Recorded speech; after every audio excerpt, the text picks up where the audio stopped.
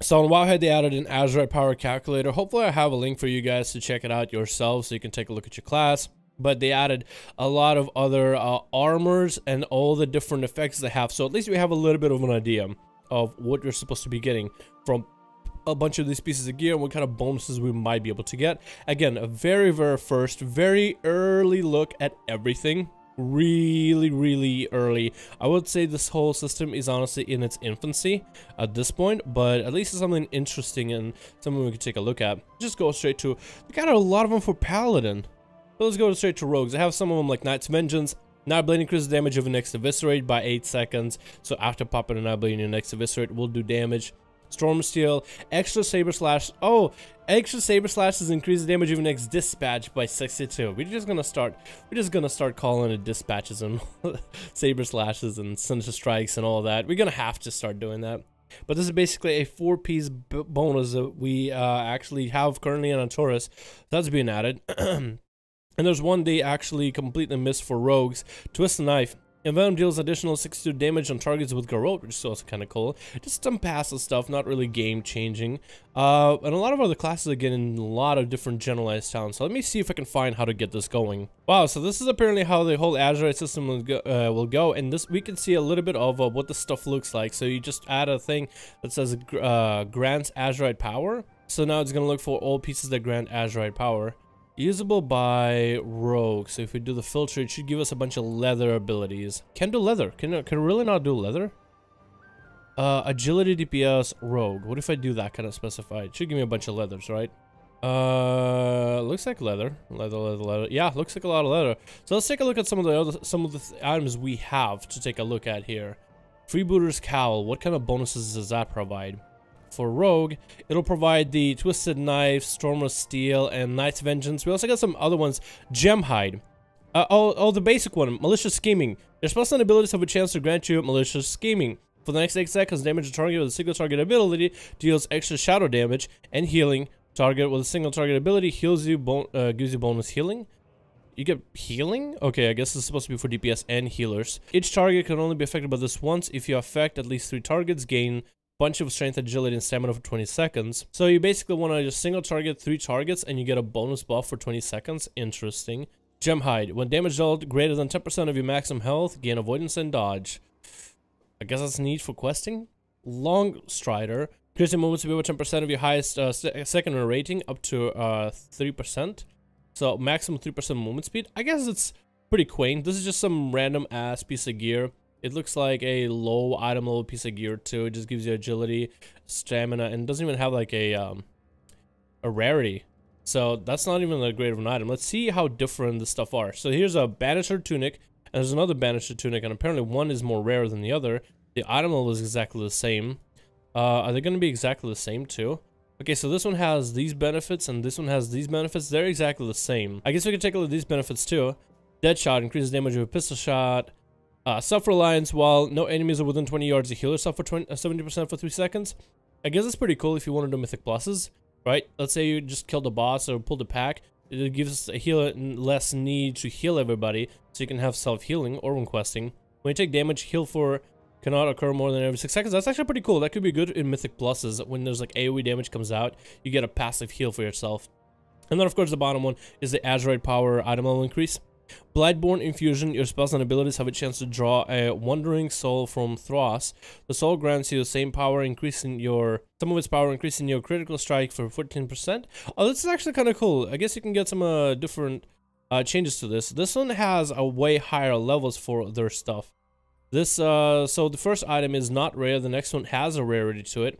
The first item you can get it at level 2, 5, and 8. The next one is 5, 8, 11. I wonder if that'll be stronger. This could be more powerful in terms of what the numbers are for you. Or just the stats alone, I guess. Let's take a look at some of the other stuff. I guess Banisher's Cowl would be the same too. I just want to make sure. Just to make sure. Yeah, exactly the same, but the levels are different, I guess, based on the stats. Then we got Ritual Flare's Vest. That's another thing I want to compare is normal questing piece of gear or just like a dungeon piece of gear. And then like a better piece of gear. Because these I'm pretty sure are dungeon sets. And then you have even more and even more and even more. You know, really compare them side by side to see what are the big differences between their benefits and if you can like combine them somehow. So let's take a look at the chest here, tunic, and ritual flares vest, because these two should be different in terms of how you get them done. Should be a lot different, and you see there's small difference. There's a small difference. This one has exactly the same pieces and everything, but your passive is or your basic ability is different. Your damage abilities have a chance to invoke Tainted Swamp beneath your target, softening health from them over time until cancelled.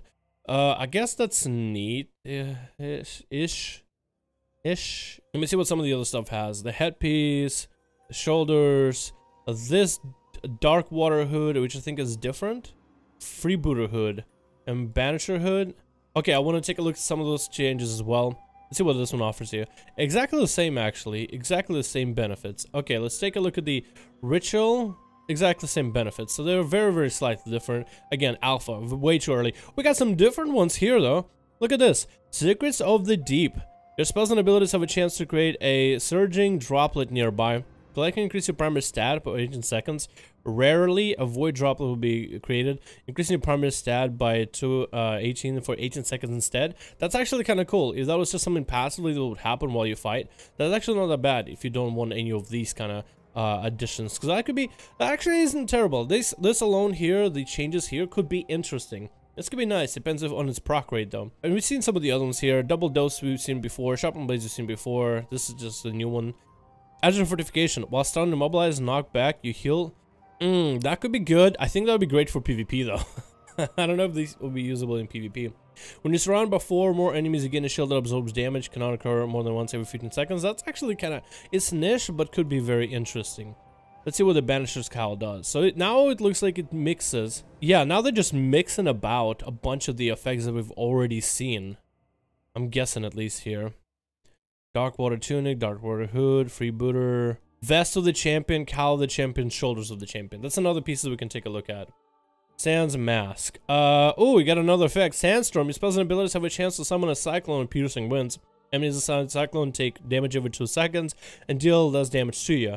That's kind of cool. It's a lot like the trinkets that we're currently using, like the Agility Trinket for Rogues. This is exactly the same on every front. This is actually a little bit different. Razan's Fury. Your damage abilities have a chance to call a child of Razan to viciously rend your target, dealing physical damage and causing them to bleed damage over 12 seconds. That's actually kind of neat. That could be actually really strong all on its own. Alright, and we got the basic ones. Champion of Azeroth. So I guess we've seen stuff like this, huh? Exactly the same, huh? Okay. Well, there it is. Well, it looks like Blizzard is doing their best to come up with a bunch of different effects, and we can see how some of these effects will work. I am gonna say this honestly, I am not 100% sure if this is going to be a great replacement for tier bonuses and legendary effects and some of the artifact bonuses we used to have. It does a pretty decent job of trying to as close as possible and seems to give you more options, as I feel like a lot of it does mimic some of the tier pieces that we've seen, at least for the rogues. I didn't see it for any other classes, but for rogues, some of them, especially for Outlaw, it mimicked a few of them and mimicked a legendary. For the other specs like Assassination and Subtlety, is trying new things, but then even if you don't like the things that they're trying for you, there's also that extra benefit. This doesn't look at, let's say, dungeon, like Mythic plus dungeon gear, unless that is exactly Mythic plus dungeon gear. I want to say probably isn't. I think it's safe to say it's alpha, it's way too early, and even if it is dungeon gear, it'll probably change by the end of it. This is also not raiding gear either. I wonder what benefits you'll get from the raid tier pieces, and I wonder how you can combine these, because the extra side effects that you get, like when you take a look at the Freebooter Cowl, a lot of these side effects here at the very front are actually not that terrible. And if maybe you get a bunch of these stacked instead of those designed for each specialization, you actually could have something interesting. I guess there's also a possibility for Longstrider to have a movement speed set. So you get a bunch of pieces of gear all with Longstrider. So now you have like 3% movement speed. Then let's say each one of them gives you maximum 3%, because let's say you stack one stat to infinity, and you could have 9% movement speed increase, which could be useful. Or gem height, so you can do a lot more. Let's say for a tank, this would be amazing. If let's say you take way too much damage, then you know. You just get avoidance, and or an AoE ability drops you low, you get a bunch of avoidance so you can sustain AoE. This could be something interesting for people to play around with. And there's a lot of them for a bunch of different classes. But like a tank with this, that would be amazing for him. A monk with this, amazing. Even Demon Hunter tank with this, it would be amazing. And I haven't even taken a look at all the other classes yet. But like immolation on increases your armor, causes melee attacks to take fire damage. That's so cool. That's actually really cool. This is interesting. I'm not even. I don't know how to feel about this. This is just such a weird new, brand new thing that we have added in the game. And this is so in its infancy. We know so little about this, even with all the information we have from Wowhead and just actual sets and their AZERITE bonuses. But there's so much more to add. And so many more ways to play around the game. I feel like this is going to be... I asked myself earlier, is this going to be a good replacement for tier pieces and legendaries? And there's just so much playability, so much freedom with this stuff in terms of how you want to build yourself. And there's so little that we know about in terms of how exactly they're going to function. I want to say because of the freedom of choice and because of the different combinations that we can get, I want to say this might be better. This actually might be better. But at least that's just my opinion. I am excited to try this out for myself. I want to see the full extent of this and play around with this. I cannot wait for BFA so we can actually see this stuff in progress and really get to experience it. But I have really good thoughts about this, man. I have really good thoughts about this. This gets me a little bit excited to be able to kind of craft and decide my own pieces of tier. Even though the decisions are not vast, I don't have like, you know, a full list of all the different benefits I can grab for myself whenever I wanna. They give me usually 3, 1 for each spec. I was really hoping for 3 different benefits per spec, but even with 1 benefit, or I guess 2 choices in the first row, 2 choices in the second row, and maybe 3 choices. How some other pieces of gear, where it's 4 choices in the first row, 3 choices in the second, 2 choices in the third, and then only 1 choice in the last. At least you had some options, and you get it for 3 different pieces of gear. So that's actually not that terrible. I actually do like this. This is interesting. Maybe they'll round it down to, like, let's say 4 choices at the top, 2 choices in the middle, and then 1 choice at the bottom. But again, this is just questing. This is just very baseline gear. So maybe we'll get a lot more out of this down the line and in the future as more gear comes out. But I'm actually very excited. I want to see a lot more of this stuff. I really do.